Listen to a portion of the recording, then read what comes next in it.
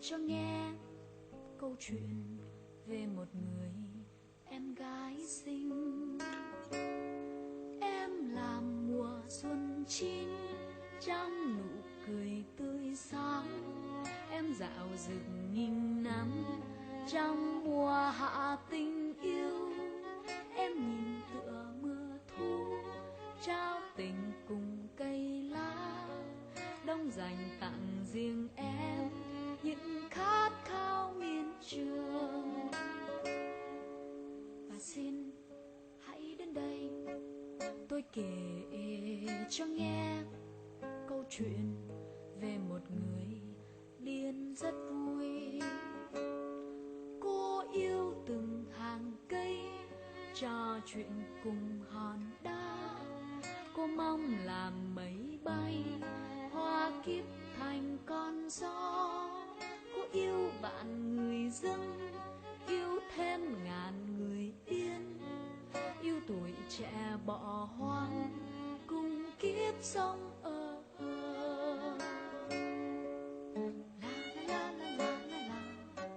tôi yêu người em gái.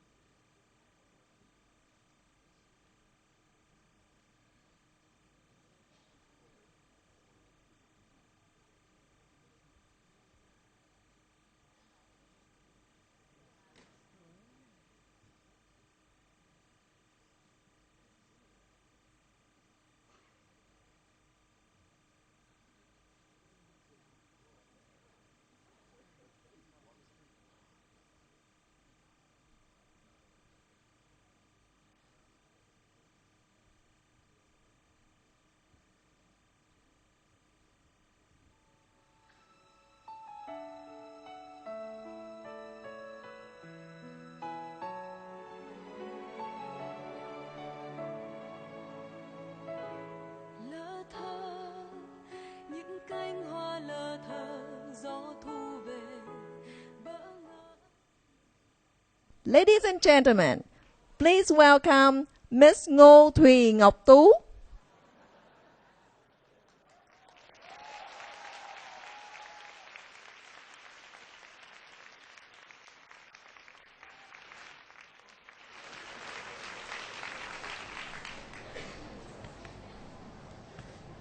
Just a few minutes.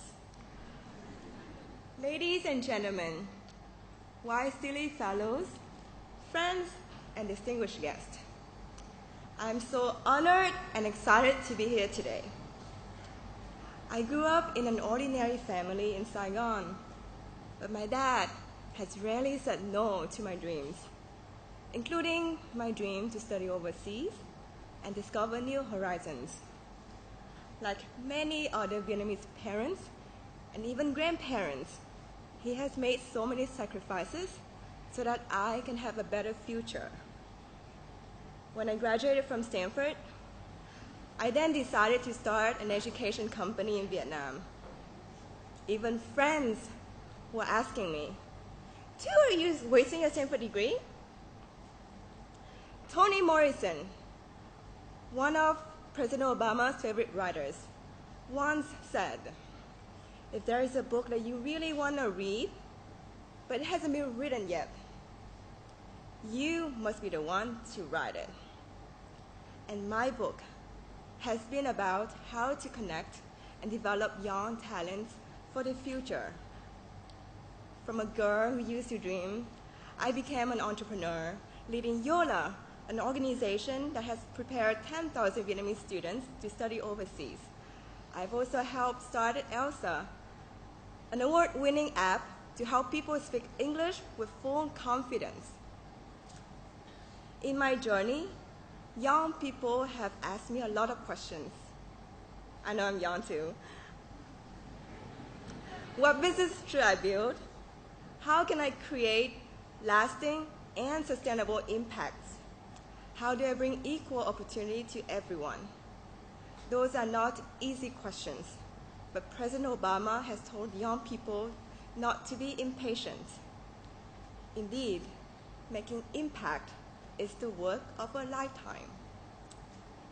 In that lifetime, President Obama also said, "We are the ones we've been waiting for, and we are the change that we seek."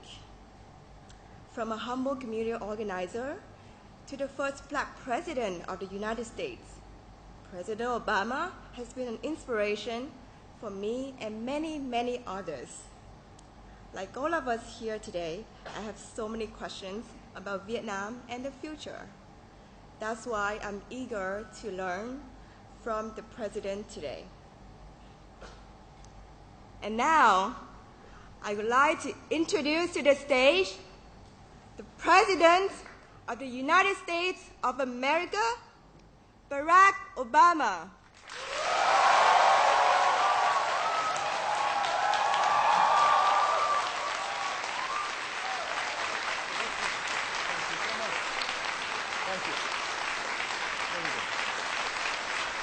Thank you. Thank you so much. Thank you. Thank you. Thank you so much. Everybody, please have a seat. Thank you very much. Well, Xin Chào.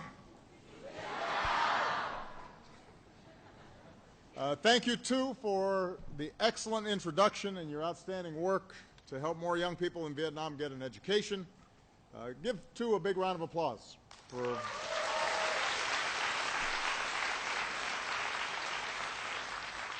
It's not that easy introducing the President of the United States. Yeah. Also because the podium was a little higher than her. I want to thank everybody at the GEM Convention Center for hosting us. I want to thank the government and the people of Vietnam for the wonderful hospitality that you've extended to me over the past 3 days. I've been deeply touched. You know, wherever I travel around the world, obviously one of my jobs is to meet with government leaders. And these meetings are important, but it means that I spend a lot of time with older people like me. There's a lot of gray hair in the room. So one of my favorite parts of the trips I take overseas is to get out of the government offices and to spend time with young people like you.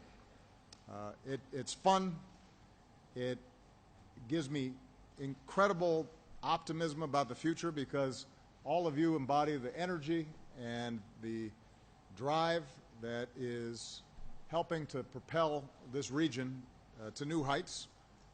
You make me hopeful about the future of ASEAN, hopeful about the future of the world, and so that's what I want to briefly talk about before I start taking your questions. As I think all of you know, I have a strong personal connection to this part of the world, to the Asia Pacific and to Southeast Asia. I was born in Hawaii, spent most of my childhood in Hawaii, but I also spent time in Indonesia as a young boy. My sister was born in Jakarta. So this region helped to shape me. It is also why I really like the food. And I have to say that the food I've had since I've been here, I've been really happy with. Now, as president, a key part of my foreign policy is to deepen our ties with countries and the peoples of Southeast Asia. And we've done that. We've deepened the ties with our allies and our partners. We've engaged more with institutions like ASEAN. We're pursuing the Trans-Pacific Partnership to grow our economies and to support jobs in our countries. Together, we're promoting peace and encouraging sustainable development. We're protecting our environment and trying to meet shared challenges like climate change. But government and businesses are only part of the equation. If we're going to meet all of these challenges, we also have to build strong relationships between our people, and especially between young people like you and young people in other ASEAN countries. Keep in mind that here in Vietnam, 2/3 of you were born after 1975. As I often say to young Americans back home, your generation can look at the world with fresh eyes, without some of the old notions, the old habits of a previous generation. And that gives you the perspective and the power not just to help to grow Vietnam, but also to help shape the world. Thanks to technology and social media, you're the most connected generation in history. I see it in my daughters who are always on the phone, and they have to teach me how to use the phone. More than 30 million people in Vietnam, 1/3 of the population, are on Facebook. Just on Facebook. You're posting selfies. I know. I was in the gym this morning. People were trying to take selfies. You're streaming the latest Sơn Tùng MTP hit.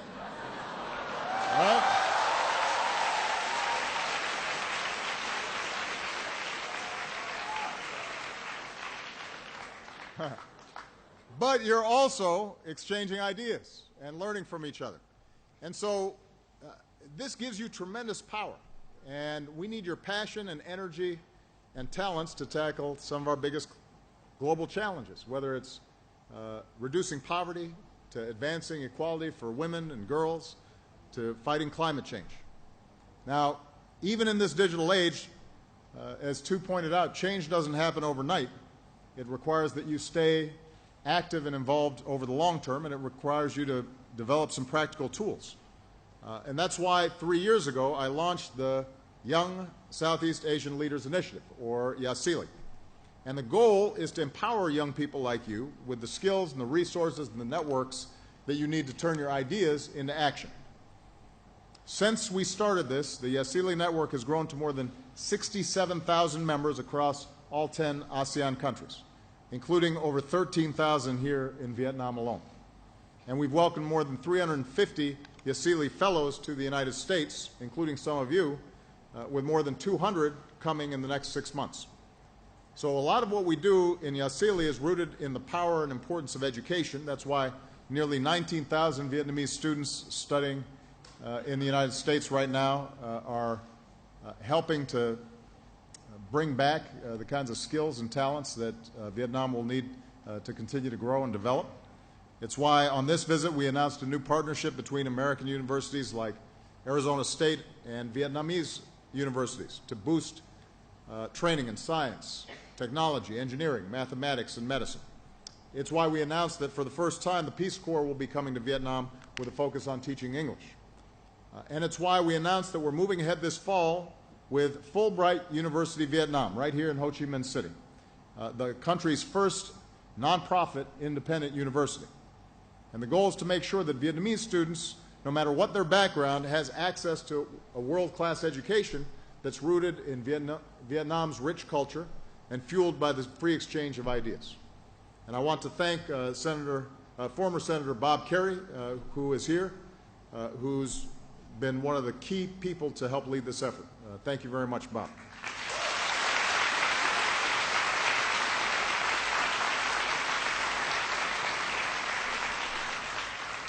So all these efforts reflect our belief in you, in your ability to keep moving Vietnam forward. And you know, there's some incredible young people who are here who are great examples of the incredible talent and drive of young people in Vietnam today. For example, I see Vietnam's promise in Nun Dan. Where's Nun? Somewhere. There you are right there. So I had a chance to meet Nun when I welcomed our YSEALI fellows to the White House. She started as a volunteer. She started a volunteer group to work with street children and orphans and people with physical disabilities right here in Ho Chi Minh City. So far, they've recruited some 450 volunteers, delivered over 7,000 hours of mentoring, built 5 libraries in 2 cities, and that's just one example of the incredible work that's being done by young people right here in Vietnam. We're very proud of you. Thank you. Thank you, man.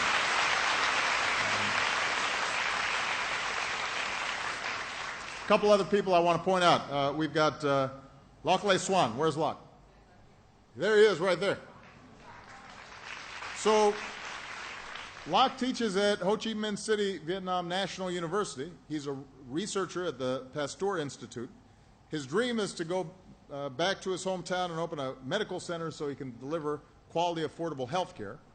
He also helped start Give to Give, which works with YSEALI members across ASEAN to improve their skills and build stronger networks. So we're very excited about the work that you're doing, Locke. Thank you so much.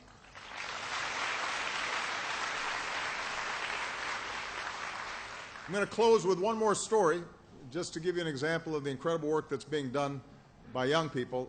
Elizabeth Fu is here, I think, and was born here. In the aftermath of the war, Liz and her family became refugees. Liz was barely 4 years old. They packed themselves into a boat. They began a dangerous journey. Pirates ransacked their boat, but they made it to a refugee camp in Malaysia and eventually in 1979 to America. With just $20 in their pocket, Liz's parents started to build a new life in California. They taught their children about the importance of education, and after years of studying and hard work, Liz, a proud Vietnamese American, ended up becoming one of my top advisors on Asia in the White House. And we've relied on her for all kinds of incredible policy work that we've done over the last several years. So, Tu, Nun, Locke, Liz, so many of you, you're already showing that you can change the world to reflect our best values. You're showing that with determination and commitment and optimism and hard work, anything's possible. And that's why I'm so hopeful about the future between the United States and Vietnam, that our relationship will continue to grow deeper and stronger. But I'm also optimistic that you're going to be able to change the region and the world in so many positive ways.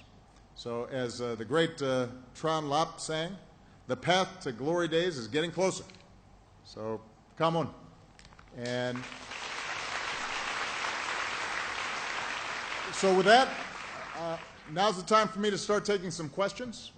I don't know if you've been briefed, but we have microphones in the audience. I'm going to just call on people, and I'm going to go boy, girl, so it's fair. If you can keep your questions relatively short so that we can get as many questions as possible, and introduce yourself before you ask the question so we know who you are, okay? So I'm going to start right here. Yes, and we've got a microphone coming.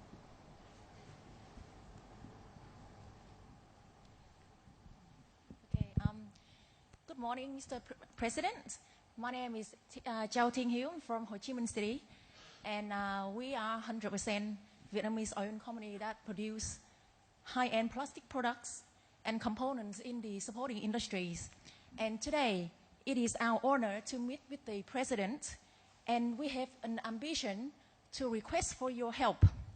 And that is, we would like to be given opportunities to approach the leading enterprises in the United States, especially in the sector of consumer electronics, automotive and airline industries, and other plastic-related products for supporting industries. And so, under your help, we could be able to join and be the supplier in their direct supply chain. And we are committed to share the values of integrity and accountability. Thank you, Mr. President. Well, thank you so much. As you know, one of the things that we're really emphasizing is entrepreneurship. The idea of people starting their own businesses, selling goods across borders, creating jobs, creating great products and services. And yesterday I had a chance to meet with a number of young Vietnamese entrepreneurs who are already starting to create digital platforms to sell goods, not just in Vietnam, but also overseas. This is one of the reasons why we're pushing very hard for the Trans-Pacific Partnership, TPP, because what that does is it reduces the barriers between countries for selling their goods and services. It gives opportunities not just to big companies, but also to small companies to enter into the global supply chain. It raises labor standards and environmental standards so that all countries are working on a level playing field. And if we can get that done, and the goal is, I think, to try to complete TPP before the end of this year, then that will open up a lot of opportunities and create great confidence among investors here in Vietnam and U.S. companies who are interested in working with young people like you who may have a great idea. Now, my general role in all this is not to actually, broker deals and sign contracts. That's somebody else's job. My job is to make sure that we have the kinds of rules in place that make it easier for businesses to get to know each other, to meet. And one of the things that we're doing with the Vietnamese government is constantly looking for opportunities for trade missions, for businesses to come and learn about what's going on. And so what we'll do is we'll make sure that through the consulate or through the embassy, if and when we have U.S. businesses who are coming here to Vietnam and are interested in meeting young entrepreneurs, that you'll have an opportunity potentially to present your ideas and see if you can make a deal. All right? Good luck. All right. All right, it's a gentleman's turn. All right, this guy, he looks very happy right here.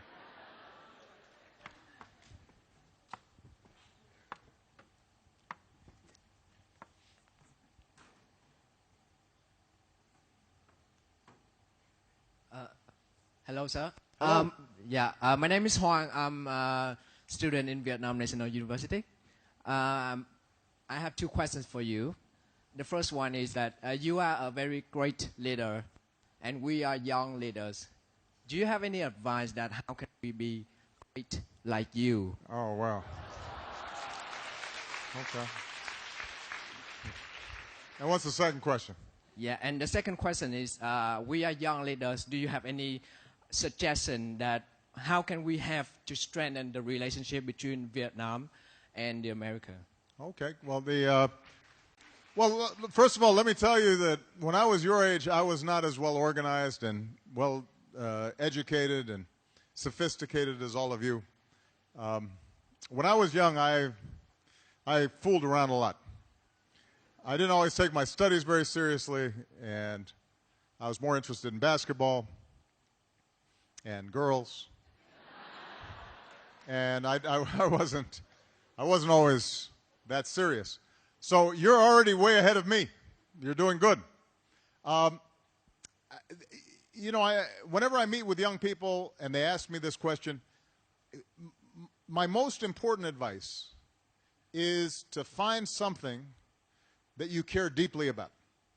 Find something that excites you and put all your energy and effort into it. Because the path for everybody is different. Some people are very passionate about education. Some people are very passionate about medicine. Some people are passionate about business. And so there's no one path to ending up being a leader. People sometimes think that to be a leader you have to be a great, you have to make great speeches, or you have to, be in politics. But there are a lot of ways to lead. Some of the greatest leaders are people who are behind the scenes. So, for example, in the United States, during the civil rights movement that helped to create opportunities for people like me, because at the time African Americans couldn't fully participate in society, everybody here has heard of Martin Luther King, but there were all these young organizers your age, people like Bob Moses and John Lewis and others, who were helping go into poor communities and registering voters and getting them active and getting them involved. And they were enormous leaders, amazing leaders, even though they never made big speeches in front of big crowds. But you have to feel passionate about something. And one of the things that I always tell young people is don't worry so much about what you want to be, worry more about what you want to do. And what I mean by that is if you are passionate about your work, then naturally, over time, you are going to rise and people will admire and respect what you've done. But if all you're thinking about is, I want to be a member of the National Assembly, or I want to be very rich, or I want to be this, or I want to be that, then you pay less attention to the actual work in front of you. And most of the people I meet who are very successful in any field are people who just love their work. So Bill Gates, who started Microsoft, he didn't start off thinking, I want to be a multi-billionaire. He started off thinking, I really like computers, and I want to find out how I can create really neat software. And, you know, people, I didn't start off thinking I wanted to be president of the United States. When I finally stopped fooling around and I wanted to get serious, what I decided was that I wanted to help people in low-income communities, poor people, have opportunity. And so I went to work in poor neighborhoods in Chicago. And because I was interested in the work, I started asking questions. Okay, how can I get more education dollars for these communities? How can I get better housing built in these communities? And that's when I became more aware of how politics worked. And I started asking questions about how could I have more influence, and how could I build organizations that could potentially deliver the things that I was interested in. And that's what led me into politics. But I didn't start off saying I want to be president. I started off saying I wanted to help these people. So that's my most important advice. Decide what it is that you care about deeply, and then put everything you have into doing that. If you're interested in social media and you want to start a company, then focus on that. And if you're interested in healthcare for people in villages around Vietnam, focus on that. And if you get good at that, naturally you'll end up being a leader. And you'll have opportunities to do great things in the future. All right? Good. Okay. It's a young lady's turn. Here you go. Since you got such a, you know, when you got the patty hat with the thank you, Obama, see? That was good organizing, so go ahead. She came prepared. I am. So thank you very much, President, for your very inspiring speeches. My name is Hương. I'm from an organization called Save Sơn Đông. So yesterday, I literally burst to tears when you mentioned preserving the cave for our children, our grandchildren. That is something that we've been trying to do for the past few years. So my questions for you is that, because Sơn Đông is not just belong to Vietnam, it is a world heritage. How would you, an American leader, a global citizen, preserve it?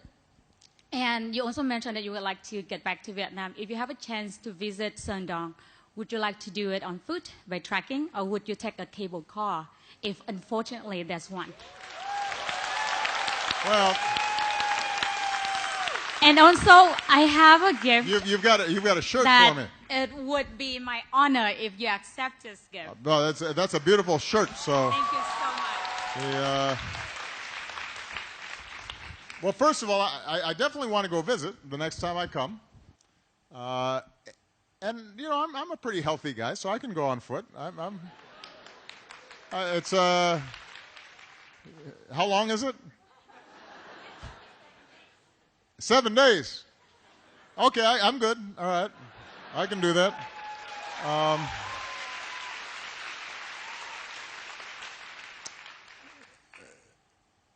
there places to get something to eat along the way, or do I have to carry my own food? Oh, well, no, I'll carry it myself.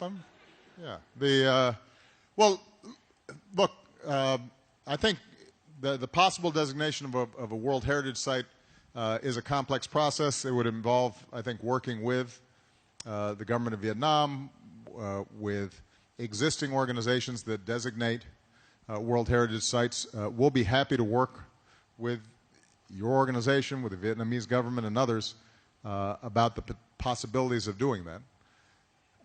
But I do think that one of the great things about your generation is that you're already much more conscious about the environment than my generation was or previous generations were. And that's really important, not only to preserve beautiful sites in our countries, but also because economic development and the well-being and the health of your people and everyone around the world is going to depend on how we deal with some of these environmental issues. Now, to some degree, this is not fair. I think it's important to note, because if you think about Western industrial development, before we knew anything about climate change, they used enormous amounts of carbon energy. And we in the United States have a huge carbon footprint. And for 100 years or 150 years, we're helping to warm the planet. So it's not entirely fair then to say to countries that are developing now, oh, you have to stop because of climate change. But the problem is that if a country like Vietnam or China or India took the same development path that the West did, we're all going to be underwater because the climate's going to warm up so quickly and the climate patterns are going to change that, in fact, the terrible consequences could actually impede development rather than advance development. That's why we had this agreement in Paris to have all countries join together to deal with climate change. And what it says is that each country at different stages of development has different obligations. The United States, we have to do more. Countries like China that are large have to do more. But everybody has to do something. And we all have an obligation then also to help developing countries find new paths for energy and development that are environmentally friendly, developing clean energy strategies that can leapfrog over the old dirty industries and immediately go to the clean industries. Now, the good news is I think that can happen. Because if you think about, everybody here has a cell phone, I assume, right? Everybody has a smartphone? Yes, you do. Of course you do.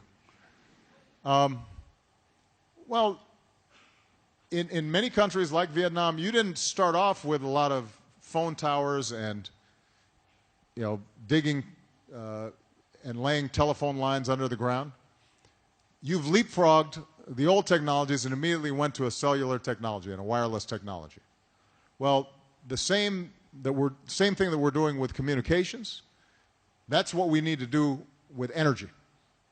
And so instead of going through the same energy usage in developing and providing electricity and power, we need to start immediately finding cleaner energy sources, which can create jobs and businesses and opportunities all throughout this region. And I'm very excited about the possibilities of doing that.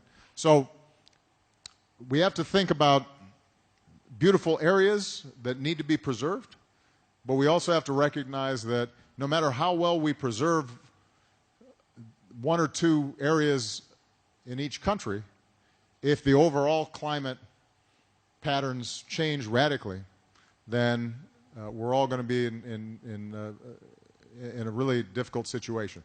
And you're already starting to see the effects of climate change here in Vietnam. I think this country is going to be one of the most affected. And in some place like the Mekong Delta, you have drought on the one hand, but you also have saline intrusion on the other hand. And that could have a huge impact on Vietnam's ability to feed its people, on fishermen, on farmers, and it could be a really, really big problem if we don't do something about it. So it's going to be up to you to start, and I'm going to want to partner with you to make that happen. Thanks for the T-shirt also. All right, so let's see. Oh, you got flags and everything. Gentleman right here.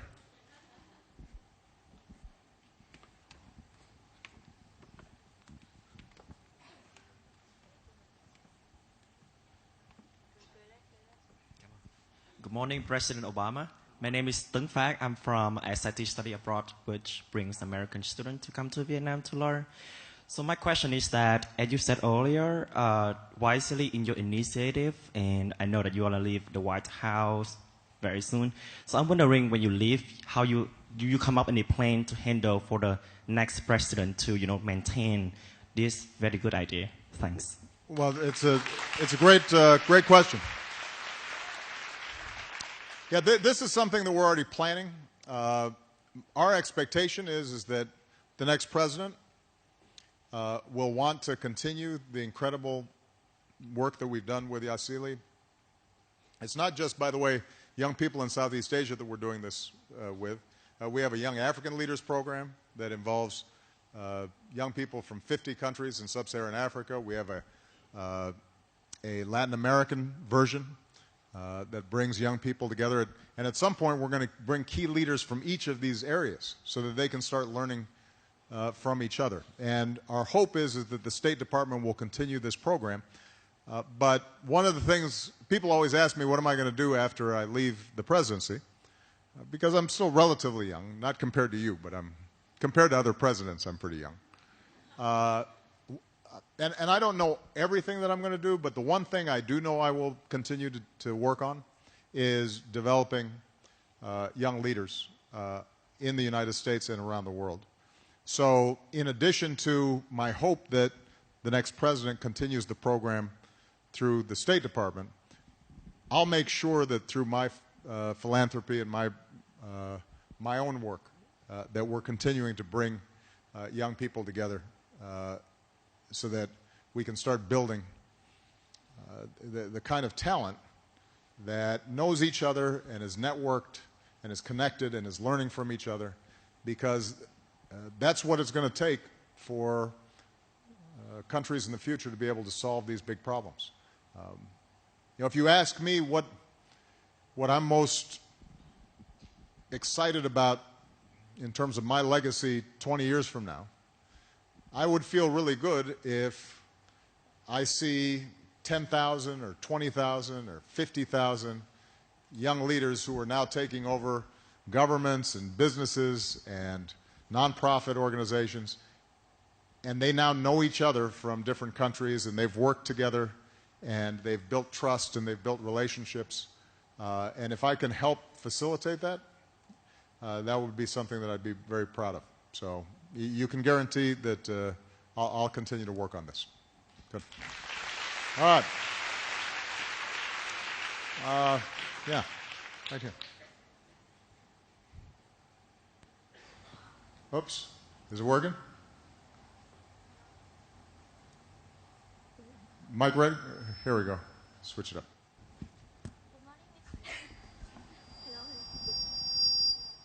Uh-oh. You might need to use mine. Hello. Oh, it's working? Oh, it's okay, there you go. Just in time. Good morning, President Obama. I'm a YSEALI Academic Fellow, 2015, in the University of Montana. Excellent. How do you like Montana? It's not cold as you thought. Oh, it's very cold. You just haven't... have you gone through January yet? Summer batch, luckily. When did you get there? June to August. Well, it's not cold in June and August. Luckily. You just went there at the right time. But it's a beautiful state, isn't it? Yeah, I love it. Yeah, it's lovely. It's gorgeous mountains. Have you learned how to fish? Yep. Fly fishing? Yeah, I went rafting as well. And rafting also? Yeah. That's great. So my topic is about global environmental issues. So I'm going to make my professor in Montana happy by asking a question related to climate change and environment. So in the Mekong region, there are a lot of hydropower dams are being built on the mainstream of the Mekong. And this problem is not easy because we have big countries and small countries related to the hydropower building in the area. Yeah. So do you have any suggestions for all the governments of the Mekong region to get together and sustain the interest, both economic and environmental interest in region? And just one more question. Yeah.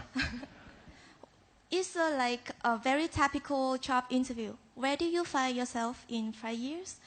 Because I think it's a very interesting period when Malia probably graduates from Harvard University and you still struggle with computer or iPhone 10. And and also that's when probably maybe Mr. Sanders or Mrs. Hillary or maybe Mr. Trump finish their president term. So where do you find yourself and the world in 5 years? Thank you. Well,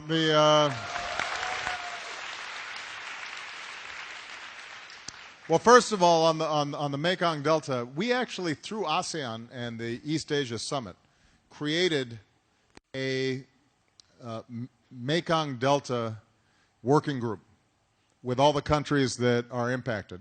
And we're, through our State Department and various programs, we're working to help them plan and create sustainable development across countries.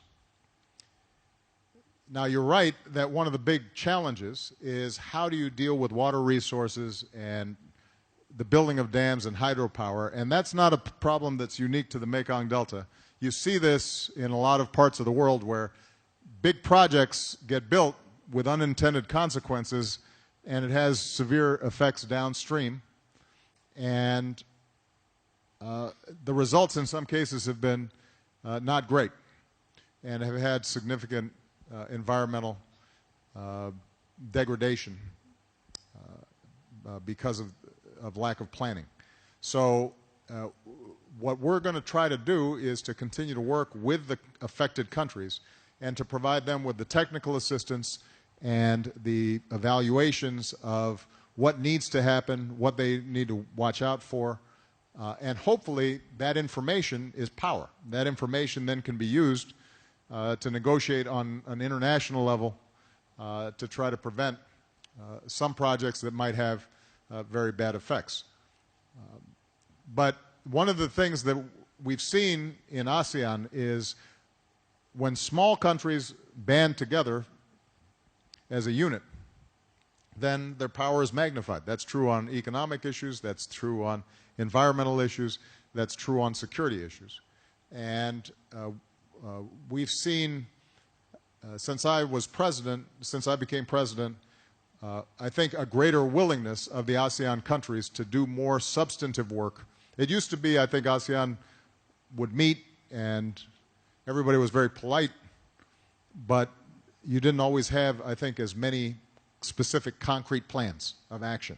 And now you're starting to see, I think, ASEAN being used as a much more effective tool for policy making, and the environmental area is a critical place where that can happen. In terms of where I see the world in 5 years, you know, some of you are going to be doing great things, and I'll be very excited to find out what you're doing. I suspect that I'm going to be doing the kinds of work that I've been doing all my life. I'll be doing organizing work and involved in public policy issues, but I just won't be doing it in a formal way through elected office. I'll be like a community organizer, except a little more famous than I used to be. You know, in terms of American politics, I tend to be positive and optimistic about American politics. I think sometimes other countries look at our election system and we think, and people think, wow, what a mess.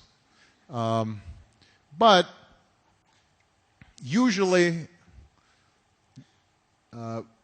we end up doing okay because the American people are good people. And they have, as I hope you've met, you've gotten to know people in Montana, you know, the American people are generous and they're decent and they're hardworking, and you know, sometimes our politics doesn't express all the goodness of the people, but usually, eventually, the voters make good decisions, and democracy works. So I'm optimistic that we'll get through this period. And you know, one of the great things about the United States is that even when it makes mistakes, I think it's able to adjust and recognize our mistakes, and then we correct course and you know, take different steps. So things are going to be okay. I promise. Good. All right. Let's see. All right. This guy, he has two hands up and a symbol. I don't know what that means, but I don't know. It was interesting, so we'll call on him. Maybe he'll explain it. Yes, hello, Hello. Mr. President. I want to say that you are so handsome. Oh. Okay. Well, you can just stop there if you want. Okay, there are two questions of me now. Turn a little bit into business. Business. Yes, you tell that just find something you are deeply care about, and my deepest care about is human resource management or talent management. And now... Hotel management, did you say? Talent management. Talent management. Yes. Got it. Okay, now we are joining AEC and TPP. It means that beside opportunities, we have many challenges. The most challenge that they have many like overseas companies. They want to attract Vietnamese talents. And can you give like the suggestions? We cannot just based on the patriotism of them to force them to stay in Vietnam. They have a chance to seek for their like old developments. So how can Vietnamese firms and Vietnam government can have them stay and contribute to Vietnam? And one more question about entrepreneurship. In the trend of this, there is more like startup company will have a lack of human resource because they move from other countries. And how can the young entrepreneurs can deal with it? Can you give any suggestion? Thank you. Okay. Well, look, if I understood your question, so TPP, you've got these new opportunities. Companies are going to be interested in coming into Vietnam as investors or as business partners with existing Vietnamese companies. And I think that any good foreign company is going to want to partner with a Vietnamese partner who understands the culture, understands the system. They're going to be looking for young talent. And if you start a company that helps to identify talent and is then helping those who are doing business here to recruit, I'm sure that will go very well. This is not an area that I'm an expert on, but one of the things that we're seeing is through organizations like, or companies like LinkedIn. I don't know if you've heard of that, based out of Silicon Valley, but they've been able to build these digital platforms where people are continually updating their resumes and providing their information, and that becomes a powerful tool then for human resource people who are recruiting. And it's conceivable that you could do something equivalent to that in Vietnam in preparation for the ongoing growth and development of businesses here in Vietnam. So that's a great idea. Good luck. In terms of the question on entrepreneurship, I wasn't clear exactly what your question was. Was it that you think talented Vietnamese are going someplace else instead of staying here? Is that right? How can Vietnamese firm and government have policies to retain the talent? To retain talent. Yes. So you're worried about a brain drain where... Yes, brain drain. Yes. Where young Vietnamese, they get an education and suddenly they're being recruited to go to Australia or to go to Singapore or to go to the United States or China, and then you don't have enough entrepreneurs here. Well, look, I think the best way to retain talent in any country is to make sure that talent is rewarded. And the way to reward talent is to have strong rule of law, to have a good education system, to have the ability to start a business relatively easily, to make sure that government policies, when it comes to taxation or when it comes to building infrastructure, that those policies are good ones, and so that people feel as if by staying here, this is the best place for them to make it. People usually don't want to leave their home countries if they feel like they've got opportunity in their home countries. Usually they end up leaving if they feel as if they're stuck in their home countries. And so one of the benefits of the Trans-Pacific Partnership is it's going to lead to the government taking a series of legal reforms that I actually think will create a better business environment, and it means for young, talented people like you, there's no reason to leave because you're going to be in a position to do great things here in Vietnam. The places that I think lose talent, where there's a lot of corruption, so no matter how hard you work, you always have to pay a bribe, or you've got to hire somebody's cousin to, to get a license to do something. That ends up frustrating people. I think people feel frustrated if there's not a good education system, because the truth is that not only do you need a good education, but then if you want to start a business, you've got to be able to hire people who also have a good education. And so you've got to count on the schools training people properly. You want to have good infrastructure, proper roads, and you want to have proper wireless service in order for you to do business in the 21st century. Environmental issues are increasingly important. I mean, there are some countries where it's actually hard to recruit people because it's hard to breathe in some of the big cities. Now, you don't want to raise your kids. No job is so important that it's okay if your children have asthma and they can't breathe, right? And so, interestingly enough, if you want the best talent today, you have to pay attention to quality of life issues and making sure that people can have clean air and clean water, and they're not being exposed to pollution that may cause cancer and things like that. So those are all policies that end up making a difference in retaining talent in any country, in any city, in any community. Good. All right. Okay, well, we got these young ladies, they got a flag, so since you brought a flag, I'm very impressed with your planning. Those of you with the hats, the flags, it's good organizing. Hi, my name is Christina, and I'm with my colleague Hua and some of our other colleagues here, and we work for an American anti-human trafficking NGO called Pacific Links Foundation.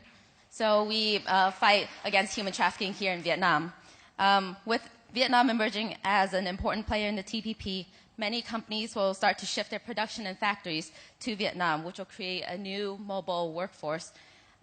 With that comes the unfortunate opportunity for human traffickers and labor brokers to take advantage of these workers, such as creating false promises or tricking them or even coercing them into moving across borders, and therefore forcing them into a situation of being trafficked. What is the United States federal government doing to prevent human trafficking in the global supply chain? Well, first of all, this is... Before you answer, can I give a question? Yeah. I'm sorry, I didn't know... Yeah, because we had the same... You're a tag team, I got it. Yeah, okay. Thank you. So, dear President, what should I ask you for now? Because before I came here, to couple months, I asked whenever I met someone, I also asked, what do you want to ask if you can meet President? And there are a lot of questions and a lot of comments. And for now, I forgot everything. But this flag is remind me about the Kenya friend. She is loyal and very smart. And she said that she gave me this because she said that I said she should become the Kenya president. And she said that, I do. If you can ask President Obama join the human trafficking prevention strategy. Thank you. Yep. All right. Well, let me see. You lost my train of thought. No. Look, the issue of human trafficking is something that we have made a top priority in our State Department and the United States government. So we have an entire set of policies designed specifically to work with countries to prevent human trafficking.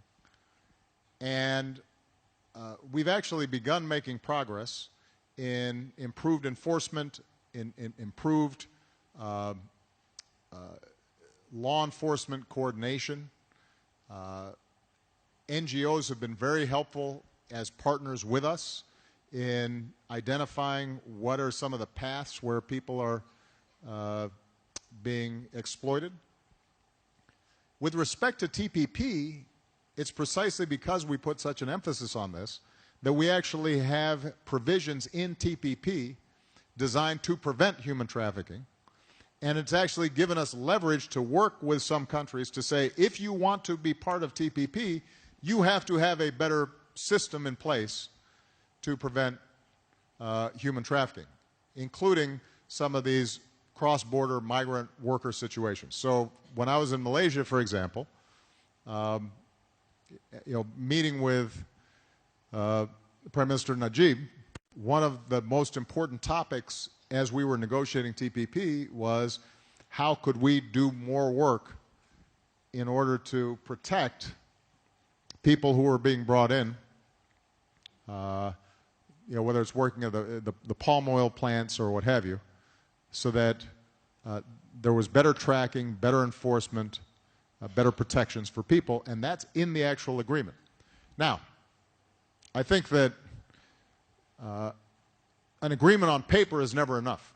So there have to be systems in place to monitor what's taking place. And these human traffickers are very clever. They're like drug traffickers. If you cut off one path, then they try to take another path. And they're always looking to exploit people who are desperate. So this is why this can't just be a government initiative or a law enforcement initiative. It has to be something where we're partnering with NGOs, human rights organizations. We have to be very nimble in how we adapt to changing circumstances so that we're constantly shutting down some of these pathways. The last thing I'll say, though, is one of the best ways for us to reduce human trafficking is to provide more opportunity for people, particularly in rural areas throughout Southeast Asia. And if we can give young people in villages a chance to make a living and get an education, and if we particularly focus on women and girls, because a lot of human trafficking results from the fact that girls are not given the same educational opportunities as boys, and as a consequence, they find themselves in very desperate situations. The more we can change those dynamics, that will also reduce the ability of people to exploit people who have no hope or think that they have to leave their village and are vulnerable then to claims that if you just come with us, you're going to be able to get a great job and everything's going to be okay, and then by the time they get there, they suddenly find themselves trapped in a very bad situation. Congratulations on the good work you're doing. Very proud of you. Thank you. All right. How much more time we got? We only got time for one more question? All right, I'll take two more questions. But it's a guy's turn first. I'm going to call on this guy just because I kind of like the yellow in his hair there. I like the style. There you go. Hi, thank you. My name is Lĩnh, and I'm a filmmaker, so I'm very interested in personal stories. And as you said before, when you are young, you love fooling around. And I read on internet, I'm not sure if true or not, that you also like smoking weed and things like that. I don't know if that's true. I wonder what makes you from that guy become a guy who care about the society, because like a lot of many I think many young Vietnamese people, they still love fooling around and they don't really care about the society. But it must be something that makes you become this person. So, thank you. Well, it's a good question. I wrote a book about this called Dreams from My Father. I think it was translated into Vietnamese, but I don't know if it's still in bookstores near you. You never know exactly why something inside you clicks and you decide to take a different path. I think for me, when I was young, because I didn't know my father and I didn't grow up with him in the house, my grandmothers or my grandparents and my mother raised me, and they were very loving and very generous, but I think I rebelled in part because I felt that something was missing. And as I got older, I realized that instead of worrying about the father who wasn't there, I should worry more about what can I do and take more responsibility for my own life. And that led me to start studying more, and it led me to start thinking about social issues more. I grew up, and why it took me until I was 19 or 20, where some other people, like many of you, have always been very organized. Like this young lady, I'll bet she's always been like very focused. You don't know why. But I think your point about stories is good. One of the things that I've learned about being a leader is sometimes we think people are motivated only by money, or they're only motivated by power, or these very concrete incentives. But people are also inspired by stories. The stories they tell themselves about what's important and about their lives and about their country and about their communities. And I think if you want to, in whatever field you're in, whether it's business or politics or nonprofit work, it's worthwhile to listen to other people and ask them questions about the stories that are important to them. Because oftentimes you'll find their motivations. And when we come together to do important things, it's usually because we've told a good story about why we should be working together. You think about the United States of America. We have a really good story called the Declaration of Independence. We hold these truths to be self-evident, that all men are created equal, that we're endowed with certain inalienable rights, that among these are life, liberty, and the pursuit of happiness. That's a wonderful story. There's no... When the Declaration was made, there really was no United States. It was just a good story that they were telling about what could be. And then people were attracted to that story. And it led to independence, and it led to immigrants from around the world who wanted that vision for themselves. It led Ho Chi Minh to adapt it when Vietnam was trying to declare independence. It inspired movements around the world. So, yeah, the stories we tell each other are very, very important. And good luck on making your movies. Don't believe everything you read on the internet, though. Okay, last question. All right. Oh, this young lady, she stood up and she's like, hey. I couldn't say no to her. She had her hand up. I thought she was going to hit me if I didn't call on her. Go ahead. I'm teasing.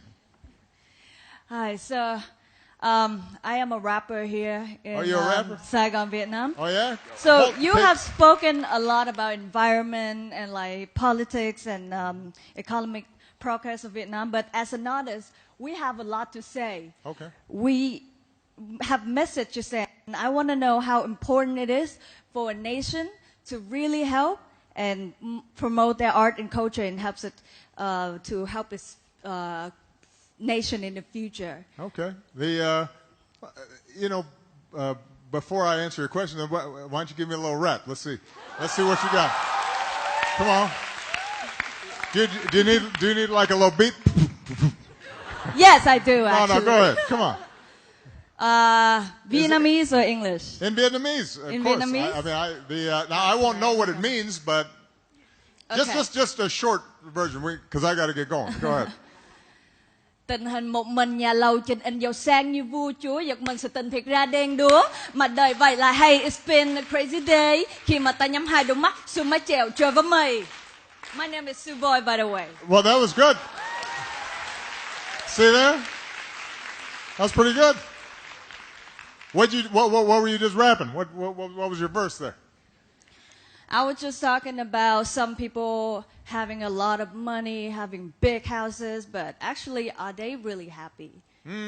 So, okay. Yeah, a lot of things that people look at us and see like different thing and something they assume, or a lot of like stereotype, like, you know, like me, Asian rappers, like looking at the cute girls, and, you know, people don't know. Is that what they're thinking?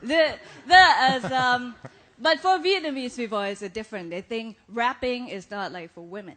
Well, that's true in the United States too. I mean, what I just mean that there's always been sort of sexism and gender stereotypes in the music industry, like every other part of life. But to answer your question, look, the arts are important. Artistic expression is important. It's what I was just saying to the filmmaker about stories that we tell each other. You know, music, poetry, representations of life as it is and how it should be. Those are the things that inspire people. You know, life is a combination of very practical things, right? You got to eat, you got to work, you got to build roads and make sure that, you know, some dam isn't ruining a community. But it's also the spirit that we have inside of us, and how is that expressed, and what are our vision, and what are our ideals for the future, and how do we want to live together, and how do we treat each other. And one of the most important things about art is it teaches you to not just think about yourself, but it puts you in the head of other people. So you start realizing somebody else's pain or somebody else's hopes, and you start realizing that we have more in common. So if I read a novel by somebody in Africa, now suddenly I understand more about how we are similar. And if I listen to a Vietnamese rap and it connects to the things that I'm feeling, now I feel closer to a country on the other side of the world. And that's how we build understanding, and that's how we end up being able to work together and plan together and build a better future together. So, look, let's be honest, sometimes art is dangerous, though, and that's why governments sometimes get nervous about art. But one of the things that I truly believe is that if you try to suppress the arts, then I think you're suppressing the deepest dreams and aspirations of a people. And one of the great things about the United States, for all of our flaws in a lot of areas, is that we do give much greater expression to our culture. And something like rap, which started off as an expression of poor African Americans, now suddenly has become a global phenomenon and is really the art form of most young people around the world today in a lot of ways. Imagine if at the time when rap was starting off that our government had said no, because some of the things you say are offensive, or some of the lyrics are rude, or you're cursing too much. That connection that we've seen now in hip-hop culture around the world wouldn't exist. So you got to let You got to let people express themselves. That's part of what a modern 21st century